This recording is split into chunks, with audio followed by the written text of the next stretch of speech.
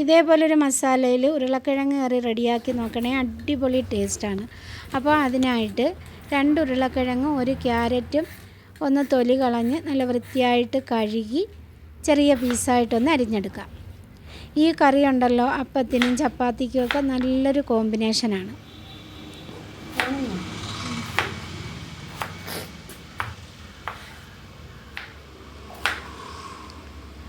അപ്പോൾ ഇത് കുക്കറിലേക്ക് മാറ്റി 1 കപ്പ് വെള്ളവും പാകത്തിനുള്ള ഉപ്പും 1/4 ടീസ്പൂൺ മഞ്ഞളും ഇട്ട് വേകാൻ വയ്ക്കാം. 1 വിസിൽ കേട്ട് കഴിയുമ്പോൾ ഫ്ലെയിം ഓഫ് ചെയ്യാം. ആ ആവിയിലിരുന്ന് ഉരുളക്കിഴങ്ങും ക്യാരറ്റും പാകത്തിന് വെന്ത് കിട്ടും. ഇത് വെന്ത് ഉടഞ്ഞു പോവേണ്ട ആവശ്യമില്ല. ഇനി ഇതിലേക്ക് നമുക്കൊരു മസാല റെഡിയാക്കണം. അതിനായിട്ട് 1 തക്കാളി, 1 സവാള, ചെറിയൊരു കഷ്ണം ഇഞ്ചി, 4 അല്ലി വെളുത്തുള്ളി, 2 തണ്ട് മല്ലിയില, ഇതെല്ലാം ചെറുതായിട്ട് അരിഞ്ഞെടുക്കാം.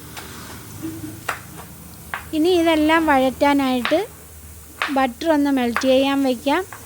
മെൽറ്റ് ചെയ്ത ബട്ടറിലേക്ക് 1 ഏലക്കായും 1 ഗ്രാമ്പൂവും ചെറിയൊരു കഷ്ണം പട്ടയും 2 നുള്ള് പെരിഞ്ജീരകവും ചേർത്ത് പൊട്ടിക്കഴിയുമ്പോൾ ഈ അരിഞ്ഞു വെച്ചിരുന്ന സവാളയും തക്കാളിയും എല്ലാം ഇട്ട് കൊടുക്കാം.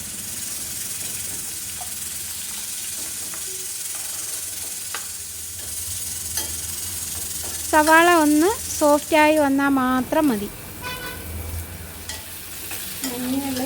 ഇനി ഇതിലേക്ക് 1/4 ടീസ്പൂൺ മഞ്ഞൾപ്പൊടിയും 1/4 ടീസ്പൂൺ മുളക് പൊടിയും 1 ടീസ്പൂൺ മല്ലിപ്പൊടിയും 1 ടീസ്പൂൺ ചിക്കൻ മസാലയും ഈ മസാലയ്ക്ക് ആവശ്യമുള്ള ഉപ്പും ചേർത്ത് കൊടുക്കുക.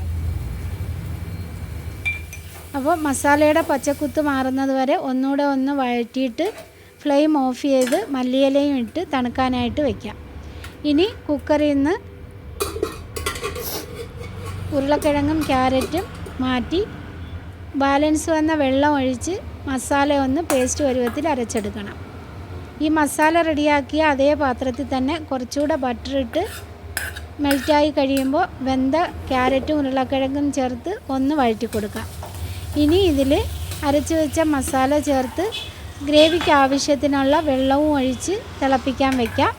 ഈ സമയത്ത് നമുക്ക് ഉപ്പ് നോക്കി ആവശ്യമുണ്ടെങ്കിൽ ചേർത്ത് കൊടുക്കാം. ഇനി ഇതിൽ വലിയ പണിയൊന്നുമില്ല. തിളച്ച് കഴിയുമ്പോൾ പൊടിയായി അരിഞ്ഞ മല്ലിയിലയും ഇട്ട് ഫ്ലെയിം ഓഫ് ചെയ്യാം. അപ്പോൾ നമ്മുടെ അടിപൊളി ഉരുളക്കിഴങ്ങ് കറി ഇവിടെ റെഡിയായി.